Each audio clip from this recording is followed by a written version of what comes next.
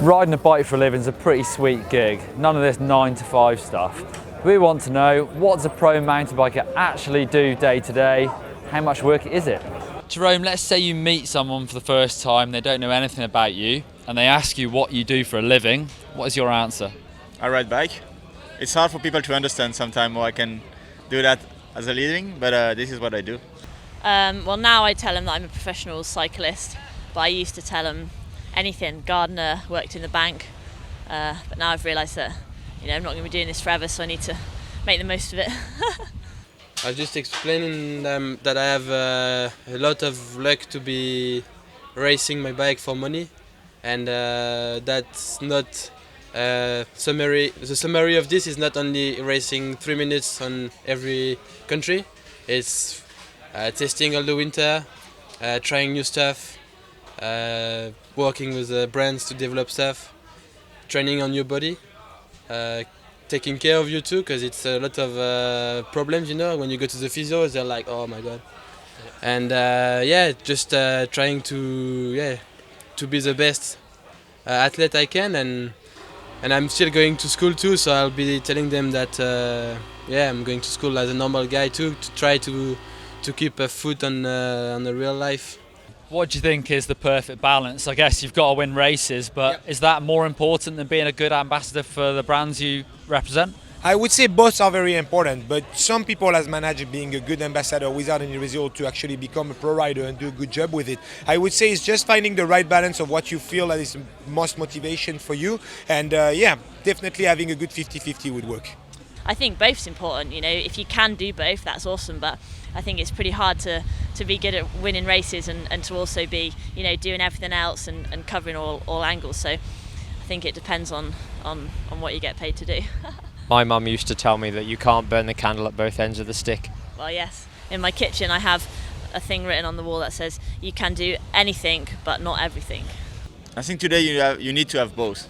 If you want to succeed and stay a long time in this kind of job, you need to do your best at the race and if possible win, but at least do your best, and after you also need to be an ambassador and do other stuff. So development is important, being at some events like we are here in Rock d'Azur, chat with people. It's a part of the job, and you need to do it. All the social media stuff also to give a good image of the brand. So that's important nowadays. How often do you actually ride a bike? I would say six times a week. 1 day off usually. I try to, but if it's sunny, it's hard. Well, you got to ride your bike every day, like pretty much spending your time, even your days off, you always go for a spin, and or you go play with your friends and just have like a proper ride. It's riding every day. That's why you need to be passionate about it, because it's not a job that you can learn, it's a job that you earn in your heart, Not every day, because in France you don't have the same easiness to ride like in your bike, like in New Zealand, for example. It's quite different.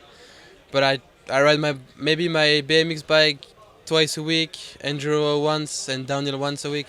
So maybe 4 times a week or 3 times a week I try to ride. Okay. But and the road, the less I can. The road bike. When I go training and I'm at the gym or on the bike doing intervals and it's hard, I just think about how good I'll feel if I do this, and bad I will feel if I don't.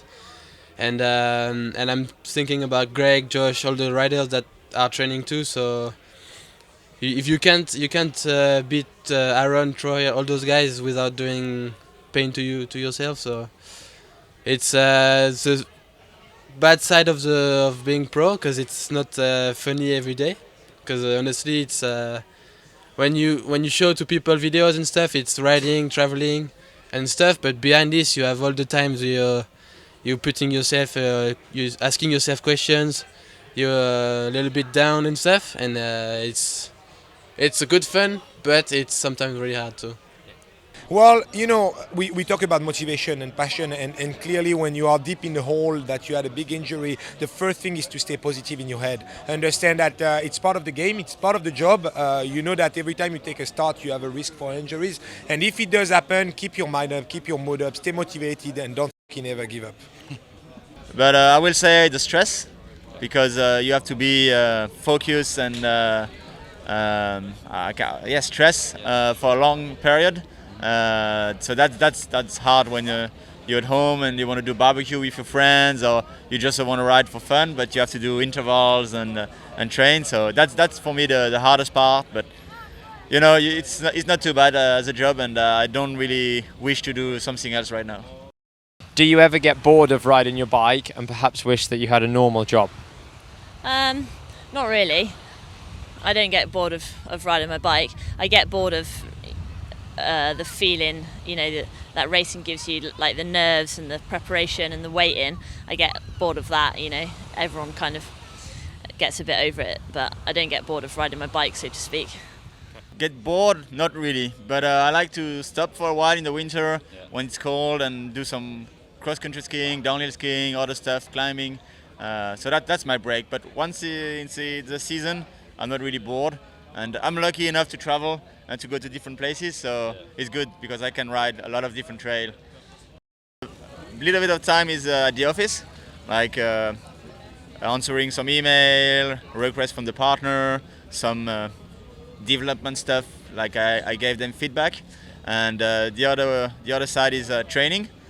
So I go riding, I go at the gym, skiing. I depend, work on my fitness and my skills. That's basically what I do. Depends what time of year it is. You know, in the summer it's a lot less structured because you're racing every weekend, or you know, so pretty much during the week I don't do anything. I just like chill out at home, and you know, you come home from a World Cup on a Monday and you're leaving again the next Monday. Don't really do much. But in the winter it's really structured. I kind of know what I'm doing each day, and I've learned, you know, in the past, like I haven't had that structure, and I kind of struggle, you know, to find what I'm meant to be doing. So I can tell you it is a pretty sweet gig. It's a lot of work, but it's definitely a pretty cool job to have. If you want to see a video about what the pros would be doing if they weren't pro mountain bikers, you can click up here for that one, or click down here for our pro bike playlist to see the bikes they ride, or click on me to subscribe to GMBM.